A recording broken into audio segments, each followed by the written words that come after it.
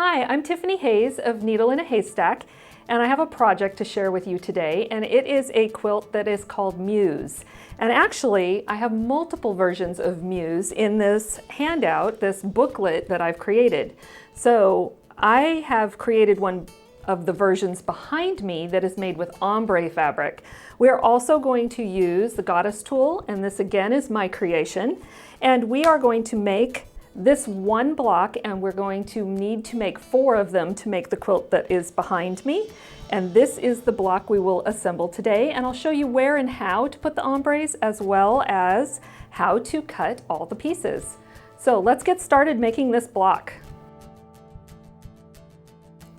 All right, so we are going to make block 1 in that Muse handout, that Muse pattern book. And block 1 has 4 fabrics in it. We have a black background, and I've used a Moda Grunge for that, and a white, which I've just used a solid white. And then it has 2 ombre pieces to make the quilt just like it is behind me. And these are ombres by Northcott Fabrics. And this one is dark at the selvage and light at the fold. And that's what we need to do to be able to make this project. I have special cutting that you need to follow if you want it to look exactly like the one behind me. And it kind of gives a motion of coming in and out with the colors of the teal and the fuchsia. But you could randomly cut ombre fabrics and have a very stained glass looking effect if the fabrics are just not set and not pre-planned. If you just sew them into your blocks and put your blocks together, I think that would give a different visual effect. But I'm going to show you how I did it like the one behind me. So the first thing I want to do is show you how to cut half square triangles with the goddess tool. Now this goddess tool has 3 basic parts. Up here we have what I call the tall triangle units, and I'll do those later on. The middle section has corner cutaways, but what we're starting with is this end, which is half square triangles. These half square triangles, using this method, have a blunt edge at the top of this tool. And that means that most of the fabrics that we are cutting are 4.5-inch strips. Now for this project, we're using only 4.5-inch strips and 2.5-inch strips. And I'm going to start with a 4.5-inch strip of this ombre fuchsia fabric, and I'm going to show you how to cut the half square triangles. Now these are from this strip. The first thing I want to do is remove the selvage, and I like to use a second ruler and trim away the selvage, and then I can start working on my strip without having to pick it up and move it at all. So I'm going to line the goddess tool so that the edge of the tool is on this side I just cut the selvage away from, and the blunt edge is at the top, and that will automatically line up the dotted line that says 4.5-inch strip along the bottom of our 4.5-inch strip. I'm going to do a cut diagonally, and then I am going to just take the tool, rotate it around, and I will be able to make another cut, and I will continue that way right down the strip until I have the pieces that I need. The next thing we want to do with a half square triangle is take off this other dog ear. In quilting, we call these the dog ears that have been removed. So let me show you how to take off the second dog ear. All I'm going to do is lay my tool so that the cut lines are along the edge of the ruler and the dotted line is on the bottom, and that leaves this blunt edge at the top for us to get rid of that dog ear, that itty bitty dog ear. And now we will have half square triangle units that we can sew together with other half square triangle units. And I have cut the pieces that I need to assemble this block. I'm just wanting to show you how to cut them from the goddess tool. Then I'll show you how to assemble them. So that's a half square triangle. I also have some half square triangles that are cut from 2.5-inch strips.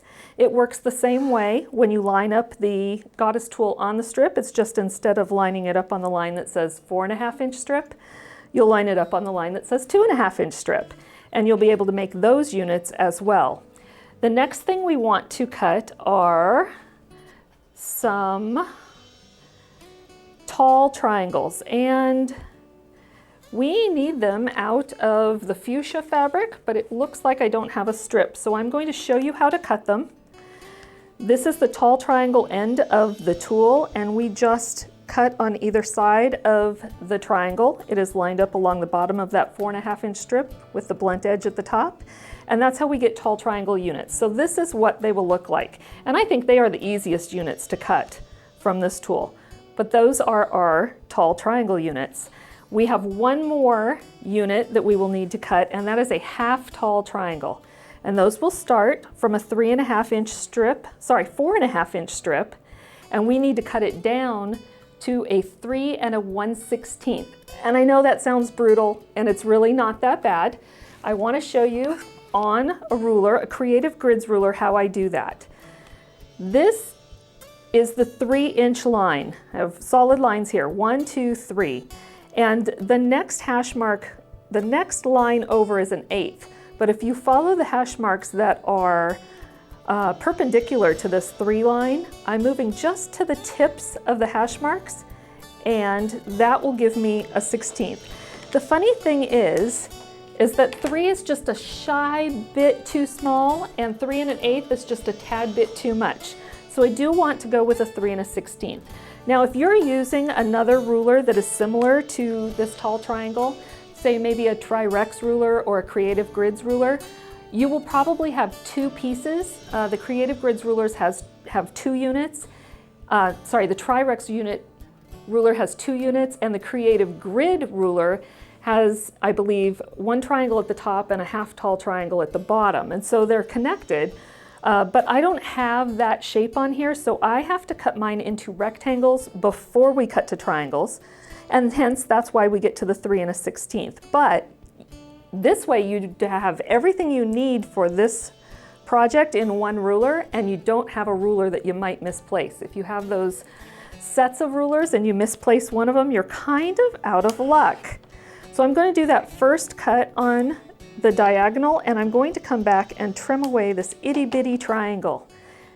And now I had to shift these a little, so I want to line them back up, rotate the tool around, and all I need to do this time is get rid of this little itty bitty triangle. And it's important to get rid of that, and I will show you as we progress why it is important to have this little tiny triangle off. Now, if you're going to use a background fabric that's not a solid, when you make those rectangles, you are going to want to put them right sides together or wrong sides together so that you get pairs of triangles. If you're using solid fabric, it obviously doesn't matter how you layer them. So this is how we get our half tall triangles.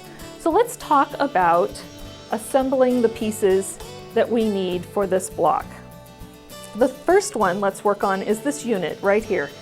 We are working in 4.5 inch unfinished units. So we're going to start with this one in the corner, and the first thing we do is combine 2 of our half square triangles, a white one and a teal one. And when we put these right sides together and we sew a 1/4 inch, we will start at this point and we will come out at this point. And I'm going to go ahead and sew that and show you what it looks like.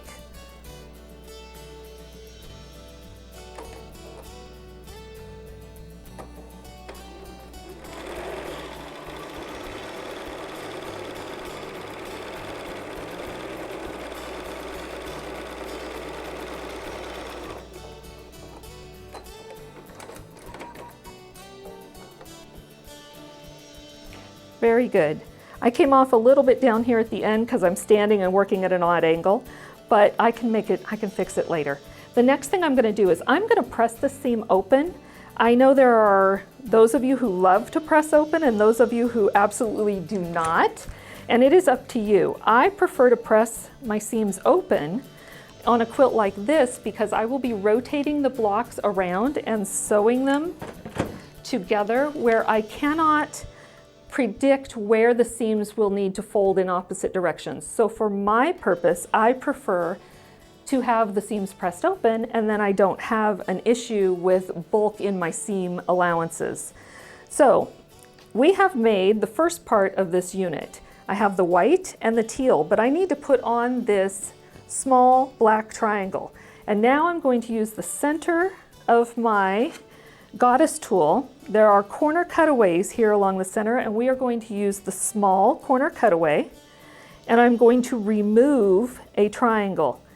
And just to make sure that the pieces will fit together nicely. This is a little trick that I've come up with over the years. I will take my 2.5-inch half square triangle that I intend to sew to this and set it on here just to make sure that my lines are working perfectly, so that when I sew my 1/4 inch, it will come out perfect.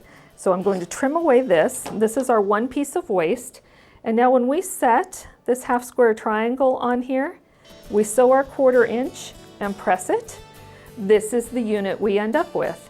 We will do the same thing with different colors to get this corner unit here and this corner unit here.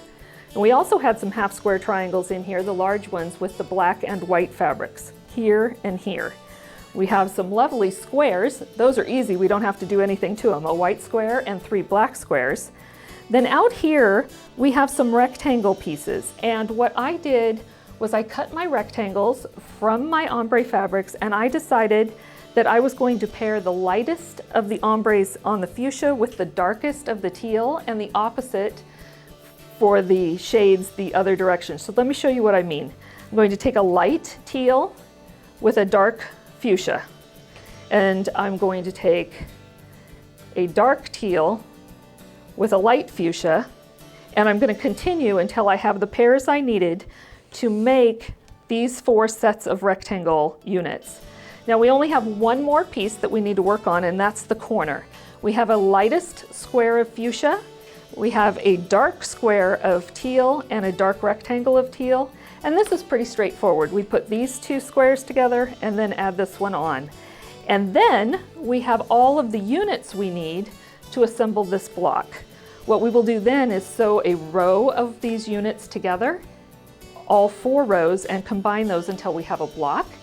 And then when we have 4 blocks completed, we will add those together to make the center of the quilt, and then we will add borders, and you have a lovely wall hanging or table topper, or if you make more blocks, you could make this quilt even bigger.